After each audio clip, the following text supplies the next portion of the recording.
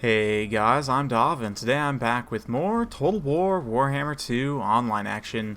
Today we're back with the good old Greenskins, AZHAG on foot, leading his WA against the High Elves. So let's go ahead and get to the army compositions. AZHAG here is going to be rocking Spirit Leech and Fate of Una. Maybe a bit boring, but definitely effective, certainly with the direct damage there. He's got a couple of big bosses helping support him on foot. We've also got Rusty Airs, nice goblin firing line here, the Arachnarok Queen, Black Orcs, a front line of Warlords Boys and Goblins here. We've also got the other Regiment of Renown, I believe. Yep, eight Peak Loonies over there. Some Skulkers supporting the mobility forces. We've got Spider Rider Archers and Mangy Marauders over here. We've also got more Skulkers, Spider Riders over here. For the High Elves, we've got some Spearmen, White Lions in the front line, one unit of Swordmasters, some Archers. We've got Alariel the Radiant. Looks like no Arcane Unforging. Definitely a big mistake there. Keepers of the Flame. We've got two Dragon Princes as well, one of which is the Fireborn. And yeah, we'll get it going right off the bat. Archers providing some really nice counterfire here onto those Wolf Riders. Wolf Riders, one of the more cost-effective low-tier skirmish cav. I guess it looks like actually Spider Riders with these guys. I didn't realize. Mangy Marauders in particular with their armor-piercing damage do quite a bit. They have a high volume of fire at a full 60 unit models. Their combat stats aren't great, but they're not terrible. They're immune to psychology, but they are very, very squishy. Low HP, very low HP per model. You can see they're already dropping quite a few models there just from that little bit of archer fire put their way. A very accurate archer fire at that, but only 25 armor, and yeah, they're very squishy in terms of their melee stats and their leadership.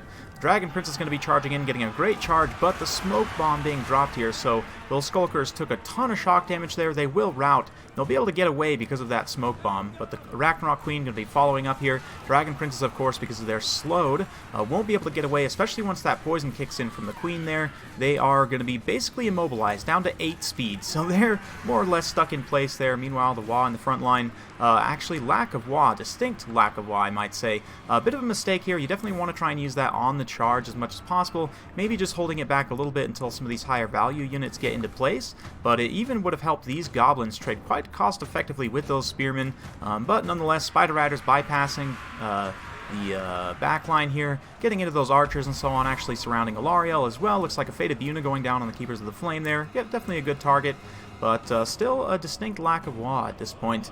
The Black Orcs, I guess, haven't got into combat, but now popping the WA here, buffing up the front line. Unfortunately, some of the Goblins are getting ready to rout, but the 8 Peak Loonies just getting into contact there. More Night Goblin Fanatics also getting into contact. It also gives the Warlords Boys and the Arachnarok Queen some extra speed here. Warlords Boys are going to provide some armor sundering, and then the poison, of course, and everything else means these Dragon Princes are going to have a hard time getting away, and they're just perpetually taking tiny hits, just hundreds and hundreds of tiny hits constantly, and then occasionally some big hits from the Spider. But the frontline engagement, the Goblins are holding out for a surprising amount of time. The High Elves will be able to win a lot of these engagements here, but the Night Goblins in particular, where they've gotten into the fight, these Regiment of Renown Night Goblins especially, will do quite well. Black Orcs just kind of chilling for now. They definitely want to come charge into the flank of this unit of White Lions here, which is currently just munching through those Night Goblin Fanatics there. Didn't quite catch if there was a cast of the Fanatics, but Fireborn trying to see off the Spider Riders and the Skulkers here. Skulkers did manage to get a smoke bomb.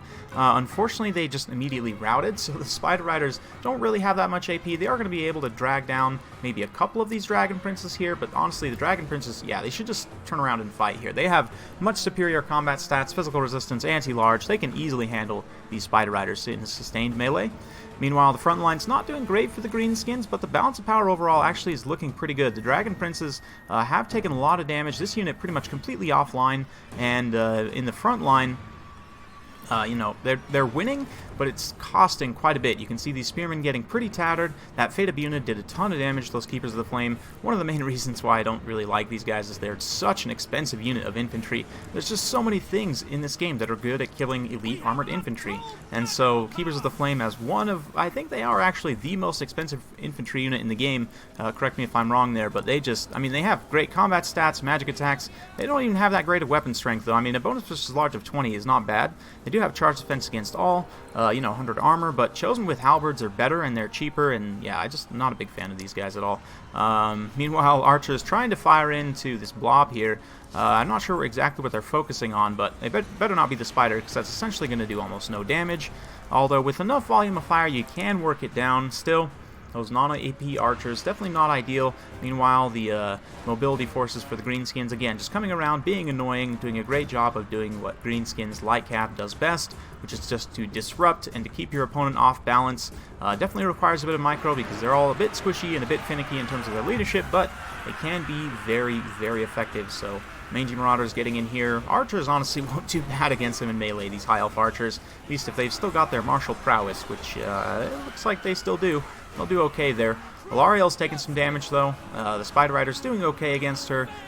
She's also been Spirit Leech spammed from AZHAG pretty effectively as well, so that's doing some good damage, keeping the balance of power from getting too one-sided here, or flipping it more one-sided, I should say, for the Greenskins.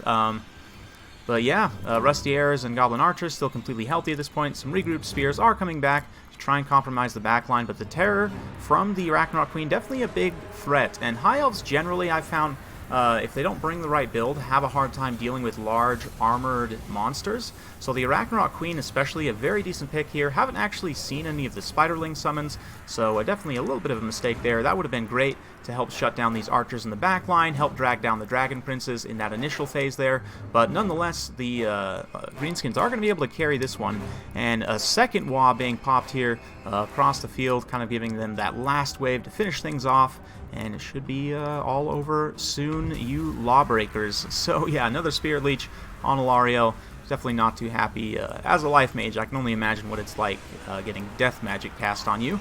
But yeah, Earthblood going down there, trying to keep those Swordmasters online, but yeah, Keepers of the Flame, and you can see here, they're even fighting a target which they should be designed to take down. They're just not doing that much damage. Here comes a Spiderling summon, though. This is what I was talking about, helping to screen out these guys. They're just too slow to keep up with the monster. The Spiderlings distract them, and then the Arachnoid Queen's free to just pull away, get into another engagement there. And obviously they'll beat those spiders, but they're not going to be able to get away from them, and they'll just be poisoned and dragged down. So very nice use of that Spiderling summon there. I'm not sure if he actually got any more that I missed. It's totally possible, but I didn't catch them if he did. But yeah, this particular replay was submitted by Zardar. He's got a YouTube channel of his own, I believe. He's the one that submitted this. It's not his actual name on the replay, so correct me if I'm wrong in the comments, Zardar. But if it is your replay, feel free to drop a link to your own channel in the comments down below. Yeah, I believe... I totally lost my train of thought. Anyway, let's just move on to the fact that the spider terrified away the Swordmasters of Hoeth. Keepers of the Flame had finished off those spiders, so now they're coming in to finish off the Queen, but unfortunately, there's just so many Greenskins left on the field. Archer's providing a little bit of Overwatch fire, but again, it's almost doing like a hilariously little amount of damage to this Arachnoid Queen here. So, fun stuff. AZHAG doing quite well. Also, he has AP on foot. His melee stats aren't great, particularly I think his melee defense could use a little bit of a buff. I would like to see him go up to about 40 melee defense in terms of his stats when he's on foot. On the Wyvern, it makes sense. You know, the Wyvern, I would imagine it's hard to be defensive when you're riding a big monster like that, but on foot, I think you could make an argument that most of the Greenskin Lords are a little bit squishy. Maybe buff up their melee defense or their HP or, you know, one of their stats to make them a little bit tankier. AZHAG, though, doing decently here, helping to support the infantry fight. And at this point, the archers, kind of funny, these Goblin Archers just like standing shoulder to shoulder with the High Elf Archers. You guys should be shooting each other when you're literally point blank. Just turn and shoot those High Elves, they're right there. But both of them trying to provide Overwatch fire to this more critical engagement here. Alariel is trying to interrupt the archers, but here we go. Rusty Air is finally releasing a few shots into those archers. That was really bugging me. They're just like standing next to each other and not shooting each other. But yeah, very nice use of the Fanatics here, cutting through those Keepers of the Flame and making sure those white lines that are retreating take a little bit more damage, hopefully shattering them. Unfortunately, didn't quite. But yeah. AZHAG continuing to fight here, and the Keepers of the Flame, I mean, they do blow up, I guess, and I don't know that that actually does that much damage, though. I mean, I guess we can watch here and see if maybe some of them blow up here, if we can see that they actually take down a couple goblins with it, but just for the cost, these guys are so expensive, and their weapon strength, I think, is the main thing that's really just not there. We'll compare them with Chosen, with halberds. in the end screen, but looks like they actually see those goblins off, but then they hit army losses and decide to go home. So, very fun battle. Big thanks to Zardar for submitting that one. Again, feel free to drop a link to your own channel in the comments down below, Zardar, if you don't mind. Of course, even if you didn't submit this replay, or if this wasn't your replay, rather, you're the one that sent it to me, so feel free to drop a link regardless. Very fun replay. Definitely a bit of a mistake by DMG, number one, not bringing Arcane Unforging. That definitely, by itself, probably could have swung the course of this battle. A couple of Arcane Unforgings on AZHAG over time would have swung the balance power pretty heavily and probably led to some leadership issues for the Greenskins, especially, obviously, if you finish him off. But 91 kills on the Arachnoid Queen, great pick here. Not a fan of the Keepers of the Flame at all. If you were to drop these guys and just bring more heavy cavalry, I think this build would be a lot more effective. But nice use of the smoke bombs there. The Skulkers themselves didn't do much in melee. These guys have the potential to do quite a bit, but the smoke bombs definitely got some really, really nice play there. 117 kills on the 8-peak loonies as well. Got some good Fanatics casts. Rusty Heirs and Goblin Archers doing their part. Just kind of a nice full stack Greenskins. Of course, the High Elves, as you guys have heard me say many times, vulnerable to factions going wide. So Greenskins definitely doing that there, although the High Elves, I would say, do have a favorable matchup against the Greenskins. I didn't catch that, but I think the Regiment of Renowned White Lions had done quite well there, which I do like those guys quite a bit. Let's see. So, moving over to the High Elves, with Alarielle, I mean, there's pretty much no reason not to bring her up on the Eagle with Arcane Unforging. If you're really worried about AZHAG or somebody else up in the air, you can bring Tempest, but with Arcane Unforging and just with her stats up on the Eagle, if we go ahead and have a look here, decent stats even without Martial Prowess active. Does she actually have Martial Prowess, or did I take that away? I could have sworn she had Martial Prowess before. It's not in her tooltip right here, unless I'm just going crazy. But anyway, maybe that is her actual stats. But even still, if we compare that, let's say, to AZHAG here, just out of curiosity. Yeah, you can see only 36 melee defense means that Alarielle will be able to get pretty consistent hits on him. Her melee defense 47 compared to his melee attack 60. I mean, up on the Wyvern, I think it's a little bit different. Yeah, a little bit less of both. So if you're really worried about in the air, AZHAG really won't do much. The War Boss, again, you can heal yourself, so the War Boss also doesn't have that great of stats. Alarielle actually just has straight up better combat stats than the Warlord, and this is one of the things, again, the Greenskins need some help. I plan on making another video about it soon, because fortunately I've made some videos in the past about it, but I guess I didn't talk about it consistently enough because the Greenskins didn't quite get enough help as much as they needed, I would say. But yeah, let's just have a quick comparison. Alarielle's combat stats, just better than a melee lord, and she has access to healing. Granted, she doesn't cause terror, but still, just the Greenskins, all their lords, I think, need better combat stats. That's a topic for another discussion. But anyway, Alarielle here, yeah, I would definitely take Earthblood. I've been seeing a lot more of Shield of Thorns recently. I might consider this. Frost Protection is also another good one to take, but just for a nice cheap kit, let's say you just take those two. We'll get the physical resistance. Stave of Averlorn, less useful now that it doesn't reduce your Earthblood Winds of Magic cost, which is definitely a good thing. But yeah, in terms of the Keepers of the Flame, we'll go ahead and leave them at home. But definitely Spearmen a good idea. I like the Regiment of Renowned White Lions. And then going with the more Cav-centric build, the few Archers, definitely a good idea.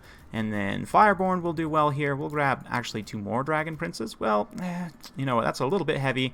Let's go with some Reavers to contest the mobility engagement. And if we optimize cost a little bit here, we can maybe grab something else. I'm not really sure what else I would want to cut, though. So I'd need to do some digging around here. But anyway, very fun battle. Big thanks to Zardar for submitting. Hope you guys enjoyed. If you like this sort of content, be sure to like, subscribe, hit that bell notification button so every time I upload a new video, you'll be notified. Thanks again for watching. We'll see you next time.